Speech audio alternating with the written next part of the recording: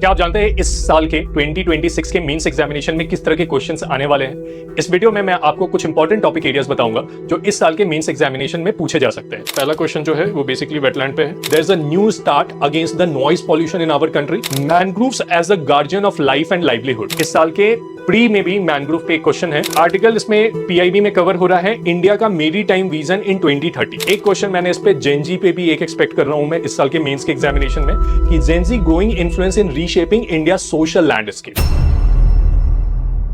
Analyze a smart practice program here in Prep.is. You can join the Telegram group of this practice program. Under this, I am providing every day one questions for the practice to the students who are appearing in this year mains examination and also for the next year 2027 prelims and the mains examination. So in this video, I will be giving you some important 15 questions that I can expect, जो मैं expect कर रहा हूँ कि high probable है कि इस साल के मेंस के एग्जामिनेशन में वो आ जाएंगे, जो अभी 21 अगस्त से स्टार्ट होने वाला है। सो आइए देखते हैं 15 क्वेश्चंस कौन से क्वेश्चंस हैं जो मैं एक्सपेक्ट कर रहा हूं इस साल के मेंस एग्जामिनेशन में। तो सबसे पहला क्वेश्चन, ये आर्टिकल भी है, न्यूज़पेपर का क्लिप्स भी मैंने डाला है। इस न्यूज़पेपर के क्लिप्स में ये टॉपिक चल रहा था और इस टॉपिक के बेसिस पे और इस न्यूज आर्टिकल की अंडरस्टैंडिंग के बेसिस पे मैंने ये क्वेश्चन फ्रेम किया है। तो पहला टॉपिक जो मैं एक्सपेक्ट कर रहा हूं वो क्वेश्चन ये बेसिकली वेटलैंड पे। सो पहला क्वेश्चन जो है वो बेसिकली वेटलैंड पे है।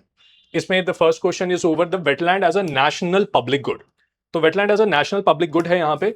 So what question I can expect in the examinations? So what are the wetlands and why are they considered as a critical ecosystem for ecological security and human well-being? Discuss the major threat to the wetlands in India and examine the legal and policy framework for their conservation.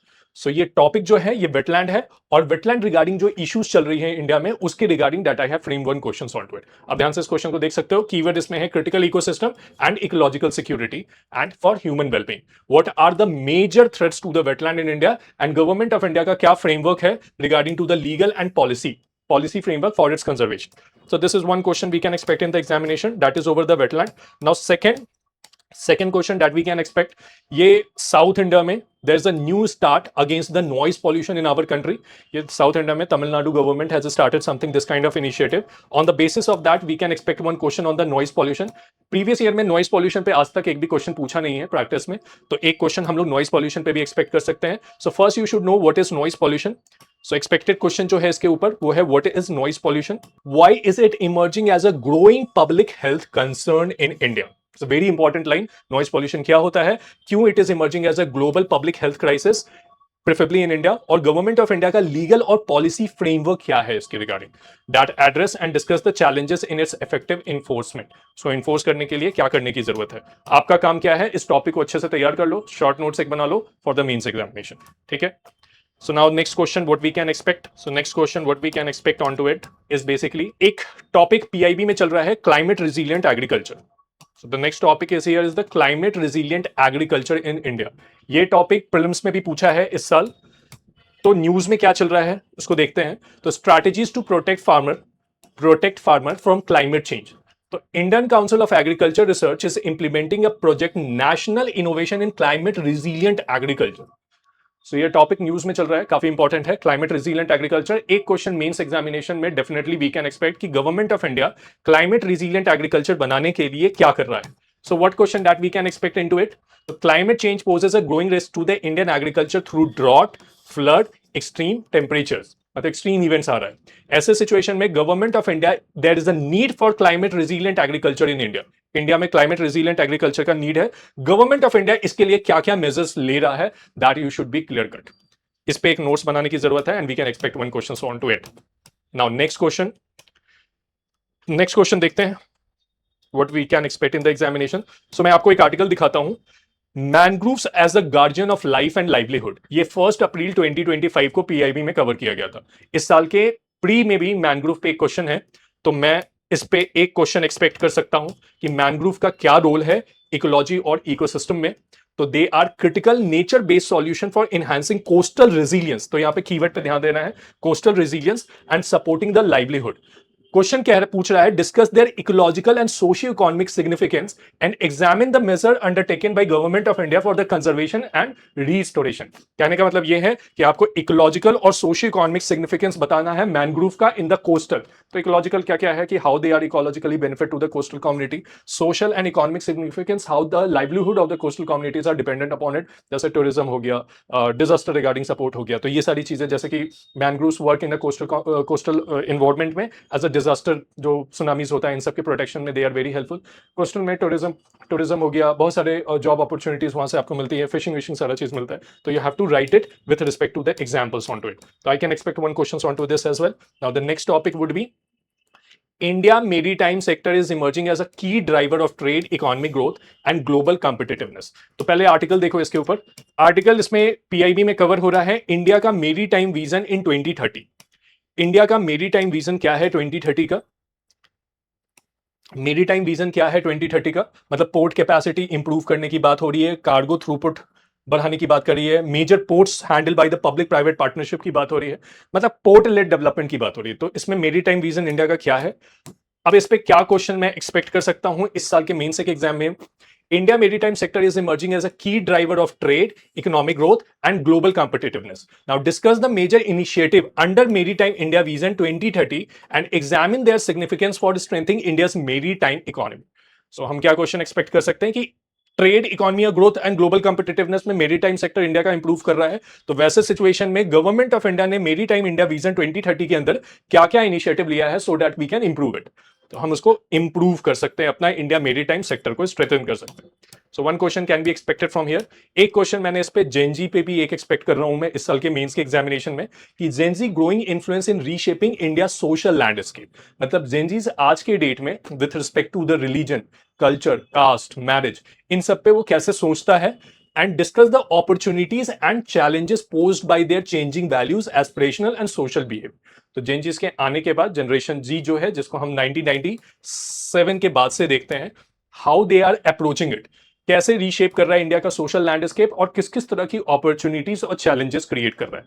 Challenges में जैसे job opportunity, they are demographic dividend, अगर आप उनको skill set नहीं दोगे तो it will create a challenge for the Indian society. तो ये सारी चीजें, how they are even looking for the caste, social issue, social structure को कैसे वो देख रहे हैं, ये सब आपको देखना होगा। मतलब एग्जाम में आई am expecting one important question from that. Now next question number 7 जो है, मतलब टॉपिक नंबर 7 जो है इसमें, that is regarding to marine pollution.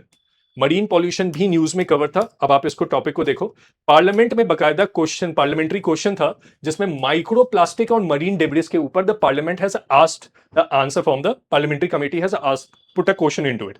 तो उसमें क्या था, national centre for coastal research, national centre for coastal research ने एक फील्ड सर्वे किया 2022 से लेकर 25 तक along the Indian coast line, और वहां पे बहुत सारा माइक्रो प्लास्टिक और मरीन डेब्रिस देखने को मिला। मोस्टली आपको गुजरात से कन्याकुमारी पूरा का पूरा, तमिलनाडु से लेके उड़ीसा तक के पूरे साइड्स में। अब यहां पे देखने के बाद it become a very important topic कि मरीन डेब्रिस को कैसे हैंडल किया जाए। I am expecting one question from the marine pollution as well. Marine pollution, plastic and microplastic pose a growing threat to the India's coastal and marine ecosystem. Now examine the major source and ecological impact. मतलब कि कौन सा sources से आता है, उसका ecological impact क्या देखने को मिलेगा, और discuss the measure required to address the marine pollution in our country. अब इसके regarding government of India का क्या measures है, अभी existing measures क्या है, future measures क्या है, आपको इसका एक बकायदा proper notes बना के बैठना चाहिए एग्जाम से पहले, ठीक है। Now next question with respect to the forest conservation. अब इस पे मैं आर्टिकल आपको दिखाता हूं। फॉरेस्ट कंजर्वेशन के रिगार्डिंगली एक पार्लियामेंट्री क्वेश्चन था, forest conservation scheme in our country. तो इंडिया में फॉरेस्ट कंजर्वेशन स्कीम्स जितने भी काम करते हैं, they are not giving the outcome as we are expecting. ऐसे सिचुएशन में government of India is now checking all these forest conservation schemes की whether they are on the route implementing in a good manner or not. So now question क्या expect कर सकते हैं इसमें, the forest conservation in India is required balancing ecological security, development needs and the right of the forest dependent community. Technically forest conservation के regarding issues है ecological security, development needs, मतलब उनका ecological development भी होना चाहिए, forest dependent communities के regarding जो issue है। Discuss the major challenges to the forest conservation and examine the role of participatory forest management in addressing them. तो participatory forest management जो है वो basically उस article में था, इसलिए I have particularly put it down here कि आपको participatory forest management पे ध्यान देना होगा। ठीक है, मतलब दिस शुड बी की how the government of India strategy regarding to the protection of forest in our country. Now next topic जो है वो बेसिकली मैं आपको टॉपिक बता देता हूं, national cooperation policy 2025, this was in news में चल रहा था 2 अगस्त 2025 में। तो मैं कोऑपरेटिव को भी एक इंपॉर्टेंट टॉपिक मान रहा हूं इस साल के मेंस के एग्जाम को ध्यान में रखते हुए।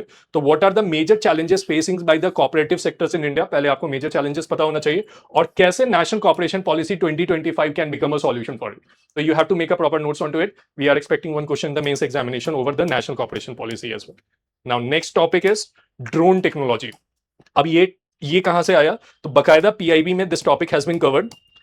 ड्रोन टेक्नोलॉजी पूरा का पूरा ड्रोन इकोसिस्टम पे 17 फरवरी को एक आर्टिकल आया हुआ है कि government of India basically check कर रहा है कि ड्रोन टेक्नोलॉजी का एप्लीकेशन कहां कहां पे है, और गवर्नमेंट को बेसिकली ड्रोन टेक्नोलॉजी को वाइसफुली यूज करना रेगुलेटेड मैनर में क्या क्या इंपॉर्टेंट है।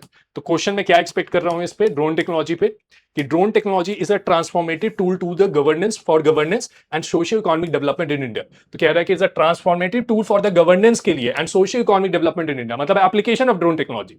Now discuss its major application in agriculture, land mapping, infrastructure, disaster management, examine the policy measures taken to promote the robust drone ecosystem in our country. So that we have to see. ठीक है, तो drone technology को आपको बकायदा ढंग से देख के जाना है। एक्सपेक्टेड क्वेश्चन है इस पे, मैंने क्वेश्चन भी बता दिया आपको, इस टाइप का ही मोस्टली क्वेश्चन आएगा। Now next topic is regarding to the plastic waste management amendment rule 2026 में, ये 6 अप्रैल 2026 में चल रहा था ये topic, plastic waste management amendment rules. I can expect this one question over the plastic waste management in our country.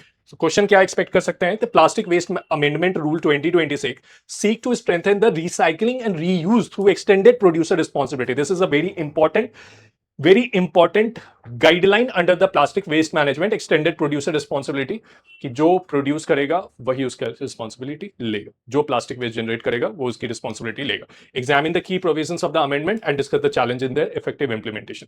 ये topic आपको तैयार करके जाना होगा, we can expect one question from here as well.